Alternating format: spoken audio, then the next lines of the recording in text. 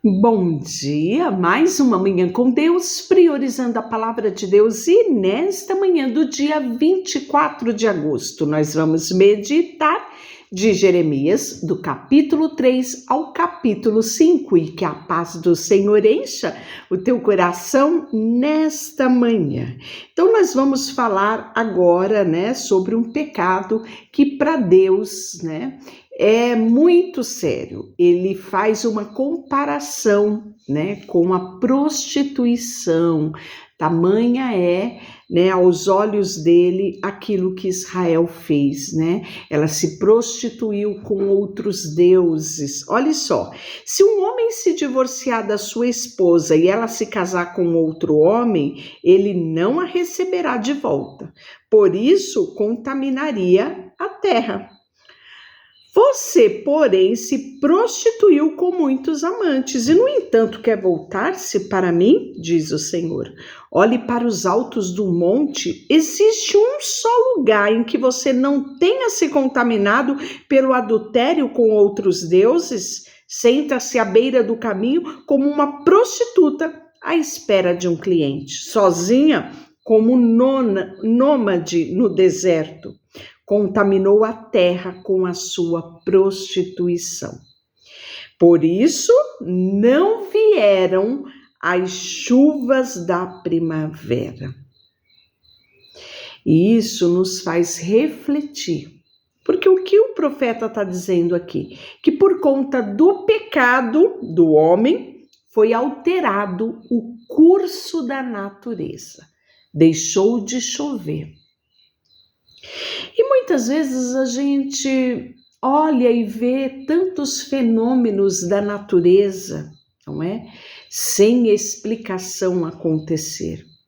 E muitas vezes trazendo morte, destruição, E quando lemos aqui as Escrituras, paramos para pensar. Até que ponto tantas coisas que vivenciamos nos nossos dias não são consequência do próprio pecado do homem? E ele continua dizendo assim: ainda assim você me diz, Pai, tens me conduzido desde a minha juventude. Certamente não ficarás irado para sempre. Certamente te esquecerás do que aconteceu. Você fala desse modo, mas continua a prática de todo o mal que é possível. Ainda hoje vemos algumas pessoas falarem: não, Deus, eu conheço um Deus de amor. É verdade, Deus ele é um Deus de amor, mas é um Deus de justiça, E há texto nas Escrituras que fala, que ele é um Deus, um fogo consumidor. Então muitas vezes as pessoas esquecem desse detalhe, E acham que vai acontecer exatamente aqui, que Deus não vai ficar irado para sempre, ele esquecerá o que aconteceu, Era o pensamento de Israel. E aí ele de Judá segue o exemplo de Israel. Então, primeira contaminação, Nós vamos ver que quem primeiro pecou, assim descaradamente, se afastou de Deus, foi o Reino Norte, Capital Samaria. Mas nós vamos ver que Judá, que é a capital Jerusalém, não ficou para trás, Como a maior parte das tribos, 10 tribos, estava concentrada no Reino Norte, então eles foram os primeiros, a se esquecer de Deus, a se perverterem completamente. Como o Reino Sul já era um pouco menor, Era ali apenas a tribo de Judá. Nós vamos ver que, e um pouco da tribo de Benjamim, então nós vamos ver que eles demoraram um pouco mais, foi só questão de tempo, Talvez por ser vindo ali da linhagem de Davi, havia talvez um pouco mais de temor, alguns reis de Judá, buscaram a face do Senhor e retardaram um pouco dos acontecimentos, mas não fica à toa, Nós vimos, que o profeta ele vai falar, né, das duas como duas irmãs. Então, logo mais, Judá também vai seguir o exemplo de Israel. Durante o reinado de Josias, o Senhor disse: viu o que fez a infiel nação de Israel? Como esposa que conhece o adultério, Israel adorou outros deuses nos altos montes, embaixo de toda árvore verdejante. Pensei, depois de fazer tudo isso, ela voltará para mim? Mas não voltou. E Judá, sua irmã traiçoeira, viu isso. Ela viu que me divorciei da infiel Israel por causa do seu adultério, mas Judá, irmã traiçoeira, não teve temor algum, também me deixou e se entregou à prostituição. E aí ele fala: Israel não se preocupou nem um pouco em cometer adultério e adorar deuses feitos de madeira e pedra. Agora a terra está contaminada. Apesar de tudo isso, Judá, sua irmã traiçoeira, não se voltou para mim com sinceridade, apenas fingiu estar arrependida. Eu, o Senhor, o falei. Então, de Deus nós não escondemos. Ele muitas vezes enxerga realidades em nós melhor do que nós mesmos. E aí ele fala, né? Então o Senhor me disse: até mesmo a infiel Israel é menos culpada do que a traiçoeira Judá. Tanto vá e proclame esta mensagem a Israel, porque assim diz o Senhor: ó Israel, meu povo infiel, volte-se para mim, pois sou misericordioso e não ficarei irado com você para sempre. Reconheça sua culpa, admita que se rebelou contra o Senhor seu Deus e cometeu o adultério ao adorar ídolos debaixo de árvores verdejantes. Confesse que não quis ouvir a minha voz, eu, o Senhor, o falei. O Senhor diz: volte-se para casa, filhos rebeldes, pois eu sou o seu mestre, eu os trarei de volta a Sião, desta cidade, 2 daquela família, de onde quer que esteja disperso. Eu lhes darei líderes segundo o meu coração, que os guiarão com conhecimento e entendimento. E quando sua terra voltar a ficar cheia de gente, diz o Senhor, vocês não terão mais saudades da época em que tinham a arca da aliança do Senhor. Não sentirão falta da arca, nem se lembrarão dela, e não será necessário reconstruí-la. Então Jerusalém será conhecida como o trono do Senhor. Todas as nações irão até lá para honrar o Senhor. Não seguirão mais os desejos teimosos do seu coração. Daqueles dias, o povo de Judá e o povo de Israel voltarão juntos do exílio norte para a terra em que dei aos seus descendentes como herança para sempre. Disse comigo: como eu gostaria de tratá-los como filhos. Meu maior desejo era lhe dar esta linda terra, a herança mais excelente do mundo. Queria que me chamassem de pai e que jamais se afastassem de mim. Olha que coisa tão linda, não é? Mas você me traiu, povo de Israel. Foi como uma esposa infiel que abandonou o marido. Eu, o Senhor, o falei. Houve vozes do alto dos montes, choro, súplica dos israelitas, porque escolheram caminhos tortuosos e se esqueceram do Senhor, seu Deus.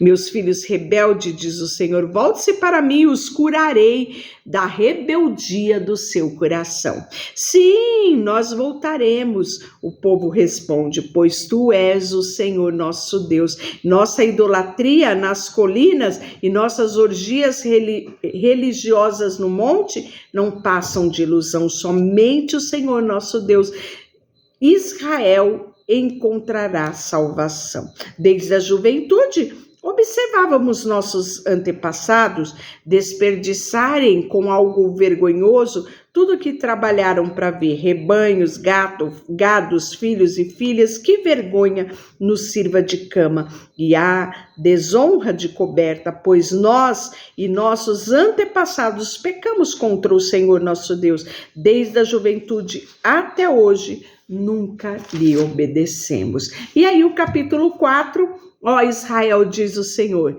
se quisesse, poderia voltar para mim, poderia jogar fora seus ídolos detestáveis e nunca mais se desviar.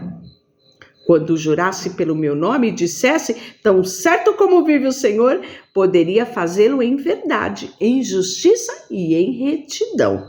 Então você seria uma bênção para as nações do mundo. E todos os povos viriam e louvariam o meu nome.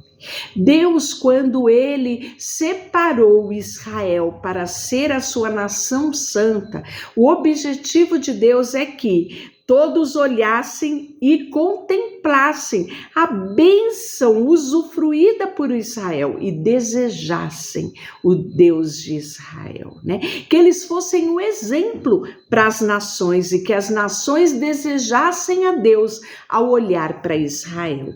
E infelizmente, não é? Pelo próprio contexto aqui que nós temos lido do profeta Jeremias, Isaías, nós vimos que esse plano de Deus foi frustrado em relação àquele tempo, né? Então, julgamento futuro contra Judá, assim diz o Senhor, o povo de Judá em Jerusalém, passem o arado na terra endurecida e não despedissem semente entre espinhos. O povo de Judá, os habitantes de Jerusalém, removam os obstáculos do seu coração e mudem de atitude perante o Senhor. Do contrário, por causa dos seus pecados, minha ira arderá como fogo que ninguém pode apagar. Né? E aí ele vai fazendo as advertências. Olha o que ele fala no versículo 14. Ó Jerusalém, purifique o seu coração, para que seja salva. Até quando abrigará pensamentos malignos? Sua destruição foi anunciada desde Dan até a região montanhosa de Efraim. Avise as nações ao redor e anuncie em Jerusalém: os inimigos vêm de uma terra distante e dão gritos de guerra contra a cidade de Judá.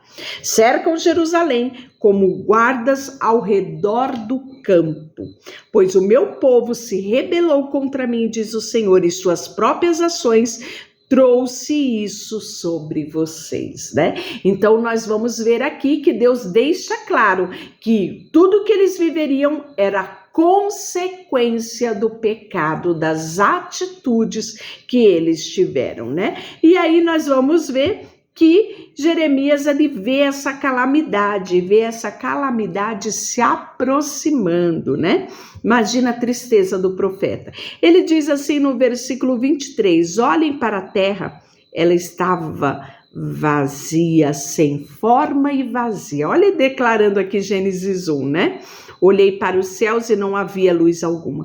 Olhei para os montes e para as colinas e eles estremeceram e balançaram. Olhei para todo o povo e tinha desaparecido. Olhei para o povo, para as aves do céu que voavam para longe. Olhei para os campos férteis, havia transformado-se em deserto. As cidades estavam em ruína por causa da ira do Senhor. E aí ele diz, assim diz o Senhor, toda a terra será devastada, mas não a destruirei por completo. A terra lamentará e os céus escurecerão por causa do meu decreto contra o meu povo. Estou decidido e não voltarei atrás, né? Então, a taça da ira do Senhor, né, vai transbordar. E ele já deixa claro que chegou o tempo. E aí o capítulo 5, né, falando mais um pouquinho sobre os pecados de Judá.